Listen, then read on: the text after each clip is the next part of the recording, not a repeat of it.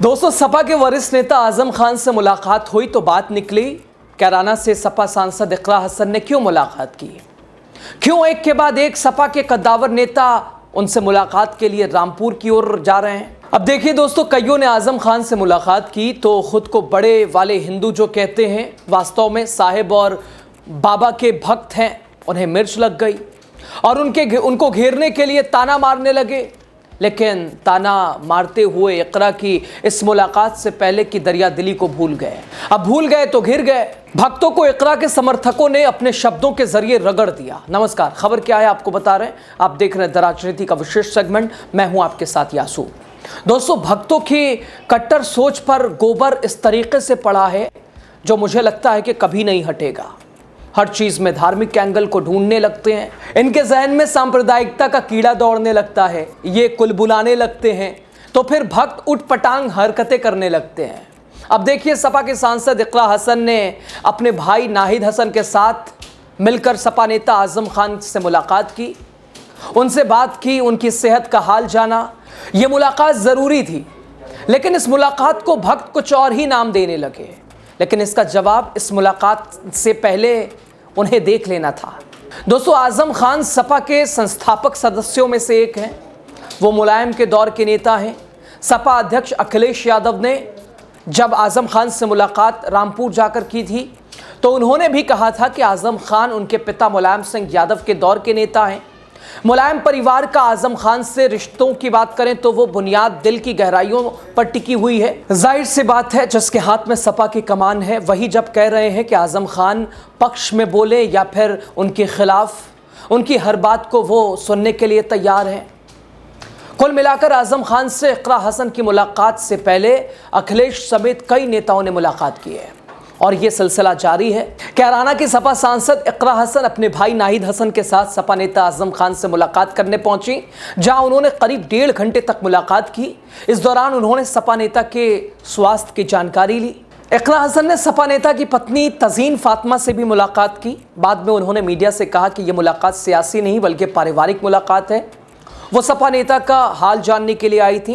इकरा हसन से पहले 29 अक्टूबर को रामपुर में सपा नेता आजम खान से मुलाकात करने के लिए कानपुर नगर की सीसामऊ विधानसभा सीट से पूर्व विधायक इरफान सोलंकी अपनी पत्नी, अपनी विधायक पत्नी नसीम सोलंकी के साथ उनके आवास पर पहुंचे। उन्होंने यहां पहुंचकर घंटे भर मुलाकात की। इकरा हसन कहती हैं, सपा नेता आजम खान उनके पिता के समान हैं, उनके खिलाफ भी मुकदमे दर्ज हैं, वो भी जेल में थे। सपा नेता पर दर्ज मुकदमे सियासी मुकदमे हैं। ये जो हो रहा है वो जनता सब जानती है। जनता सही समय आने पर जवाब देगी। इस मुलाकात के दौरान इकरा हसन ने एक बात कही, मुझे सुनकर ऐसा लगता है कि इकरा हसन आजम खान के साथ बिहार जाएंगे। दोस्तों, इकरा कहती हैं, सपा ने ड्यूटी लगाई है, हम जाएंगे वहां। उम्मीद है वहां मजबूती से इंडिया गठबंधन चुनाव लड़ेगा, जीतेगा। अब समाजवादी पार्टी के नेता वहां जाना शुरू करेंगे। छठ पूजा की वजह से जाना नहीं हुआ था तो इकरा हसन तो बिहार में गरजेंगे ही। इसके साथ ही आजम खान भी वहां मोदी नीतीश के खिलाफ दहाड़ मारेंगे। इकरा हसन कहती है, पिछली बार जैसे भी रहा, हमें उम्मीद है इस बार क्लियर बहुमत होगा इंडिया गठबंधन का। हालांकि वो भी एक गठबंधन है, लेकिन अब दौर ही चाहे देश की राजनीति हो या गठबंधन का दौर है, इसमें बीजेपी भी अछूती नहीं है। उनके भी एनडीए में कई सारे घटक दल हैं, तो उसी तर्ज पर देश की राजनीति चल रही है और हमें उम्मीद है कि इस बार हमारी सरकार बिहार में बनेगी। वहीं मुद्दों पर चर्चा करते हुए उन्होंने कहा कि मुद्दा वही है, युवा बेरोजगार, महंगाई ने सबकी कमर तोड़ दी है। जो डेवलपमेंट बिहार में होना चाहिए था वो नहीं हुआ है। सरकार बदलने की ज़रूरत है। हमारे बिहारी भाई देश के अलग अलग प्रदेशों में रहते हैं, उन्हें ज़रूरत है कि उन्हें उन्हीं के राज्य में रोज़गार मिल सके। अब देखिए, इकरा हसन तमाम मुद्दों पर अपनी बात रखी उन्होंने, लेकिन भाजपाइयों ने इसमें धार्मिक एंगल ढूंढ लिया।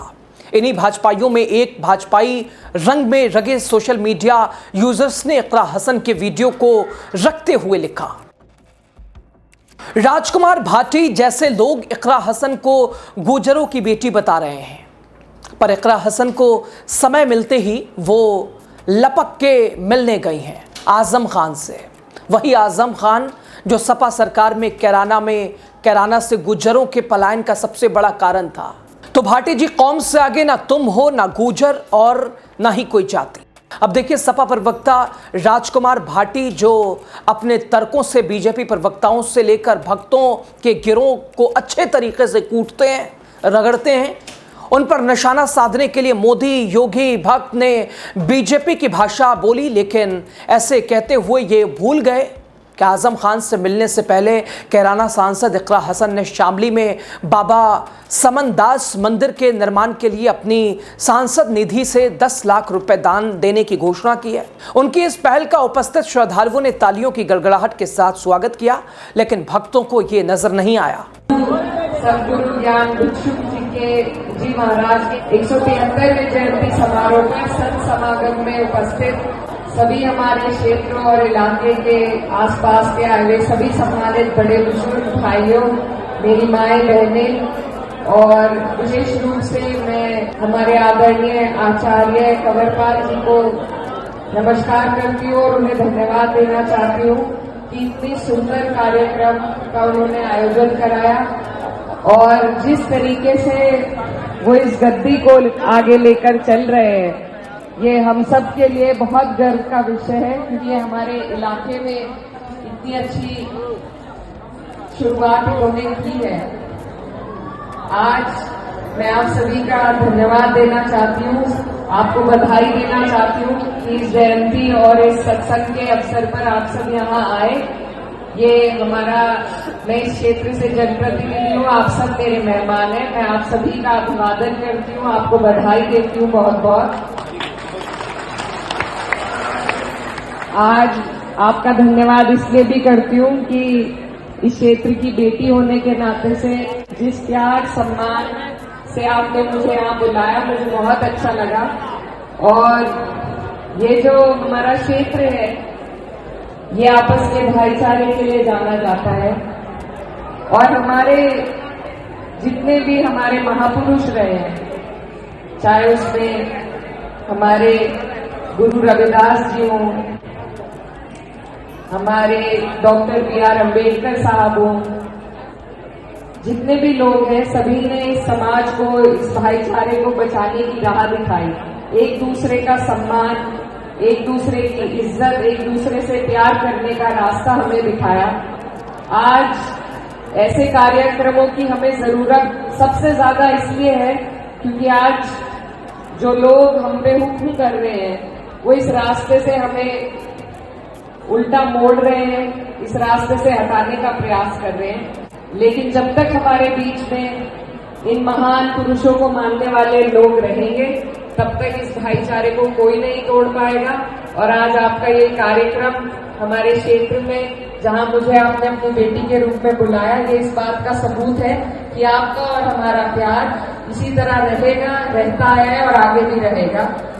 तो मैं बस यही कहना चाहती हूँ कि जो सीख हमारे बड़े हमें देकर गए, उस रास्ते पे आपको और हमें चलना है।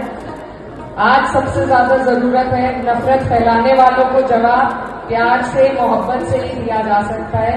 तो आपका हमारा प्यार बना रहे और हमारे बच्चे जिनको बिगाड़ने का प्रयास चल रहा है लगातार, उनको शिक्षा की राह पर मैं ये कहना चाहती हूँ, हमारे जो आचार्य कंवरपाल जी हैं, मुझे बहुत खुशी हुई है जानकर कि वो आचार्य के साथ साथ PhD भी करे हुए हैं। तो ये अपने आप में वो खुद एक इतनी बड़ी मिसाल है कि हमें अपने धर्म की राह पर भी चलना है और हमें अपनी शिक्षा की राह पर भी चलना है, तभी हमारा समाज तरक्की कर पाएगा। तो मेरी यहाँ पर जितनी बहनें, जितने भाई बैठे हैं, मैं सभी को कहना चाहती हूँ कि हम अगर सीख लें तो हम अपने महापुरुषों के साथ साथ हमारे बीच में मौजूद आचार्य कंवरपाल जी के व्यक्तित्व से सीख लें कि कैसे हमें अपने धर्म की राह पर भी चलना है और शिक्षा की राह पर भी चलना है। तो मेरी शुभकामनाएं हैं सभी बच्चे बच्चियों को, और मैं यही कामना करती हूँ कि हमारे इलाके से PhD, डॉक्टर, इंजीनियर बन के लोग निकले, क्योंकि जब किसी समाज का बच्चा तरक्की करता है तो उसका समाज उसके साथ साथ तरक्की करता है। अंधियारे से हमें निकालने का रास्ता अगर कोई है तो वो शिक्षा है। और मेरी कामना यही है, खासकर मेरी बहनों के लिए, कि वो खूब तरक्की करे, आगे बढ़े, अपने जो महापुरुष हैं उनके उसूलों पर चले और शिक्षा की राह पर चलकर इस देश में, अपने समाज में रोशनी फैलाने का काम करें। मैं अपनी तरफ से जाते जाते बस इतना ही कहना चाहती हूँ कि आप लोगों ने मुझे बहुत बड़ी जिम्मेदारी दी है, अपना आशीर्वाद दिया, इतने बड़े पंचायत में मुझे बिठाया इतनी कम उम्र में। तो मैं पूरी उम्र भर भी अगर आप लोगों के लिए मैं काम करूं तो मैं आपका बदल नहीं दे सकती, लेकिन इतना कर सकती हूँ कि जिस जगह आपने मुझे पहुंचाया है, जिस जिम्मेदारी पर पहुंचाया है, मेरी तरफ से इस आश्रम की तरक्की के लिए कुछ धनराशि जो है, हमने पहले भी एक वादा किया था, मुझे आचार्य जी ने कहा कि मैं उसके बारे में भी बताऊं। तो ये जो सरकार है, यहाँ राजनीतिक कार्यक्रम नहीं है, पर फिर भी कहना चाहती हूँ कि कुछ रोक टोक सरकार लगाती है, जातियों के नाम से सरकार डरती है, तो इसलिए कुछ चीजें हमारे से इन्होंने रुकवाई है जो हम करना चाहते थे। लेकिन मैं कुछ धनराशि 10 लाख तक की मैं यहाँ पे आपके बीच में समर्पित करना चाहती हूँ। तो जिस भी हिसाब से हम लगा पाए, प्रयास करेंगे कि उसमें बचाव भी रहे और काम भी हो जाए। तो ये मेरी तरफ से एक छोटी सी आप लोगों के लिए भेंट है, आपके आश्रम की तरक्की के लिए, और जो हमारे महापुरुष हैं उनके दिखाए रास्ते पर आप और हम सब चल सके, उसके लिए ये मेरी तरफ से एक छोटी सी भेंट आप सबके लिए। और आप सबसे मैं यही प्रार्थना करती हूँ कि मैं भी आपकी छोटी बहन हूँ, मुझे अपना आशीर्वाद जैसे पहले दिया ऐसे बनाए रखे। बहुत बहुत वैसे दोस्तों, आप देखिएगा, केंद्र की मोदी सरकार और यूपी की योगी सरकार, इसके साथ बीजेपी, इन सब का प्रयास होता है लोगों के अंदर जहर फैलाओ, दो धर्मों के लोगों को आपस में लड़ाओ। जो काम जनता के विकास के लिए उन्हें करना चाहिए वो बीजेपी की डबल इंजन सरकार नहीं करती। दोस्तों, इकरा हसन जनता की नज़र में क्या है, उससे एक सोशल मीडिया यूजर्स ने अपने शब्द में लिखा है। इकरा जैसी सांसद को भला कोई क्यों नहीं चुनना चाहेगा। मैं फिर लिखता हूं, अच्छी तालीम हासिल करने वालों को मौका मिलना चाहिए। उनकी समझ देखिए, अभी कुछ दिन पहले एक मंदिर की मूर्ति तोड़ दी गई, इलाके में हिंदू मुस्लिम धार दी जाने लगी, तो उसमें पहले वो लोगों के बीच जा खड़ी हुई, आवाम से शांति सद्भाव के साथ खड़े रहने की अपील की, और वहीं बाद में पता चला कि मूर्ति हिंदुओं द्वारा तोड़ी गई थी, मतलब आग लगाने का प्रयास किया गया, जबकि उन्हें भाजपाई लोगों द्वारा उन पर निश्चितम व्यक्तिगत टिप्पणी की गई। फिर भी डटी रही, धैर्य के साथ वो यूनिवर्सिटी के युवाओं को प्रोत्साहित करती हैं। तो वो रामलीला मैदान में सनातन के आदर्शों के साथ खड़ी रहती हैं। वो साधु सन्यासियों के साथ धर्मगुरु और नेक लोगों को आगे बढ़ाना चाहती हैं। शामली में सपा सांसद इकरा हसन ने जिझाना में आयोजित ज्ञान भिक्षु महाराज की 173वीं जयंती पर बाबा समनदास मंदिर के निर्माण के लिए अपनी सांसद निधि से 10 लाख रुपए देने की घोषणा की है।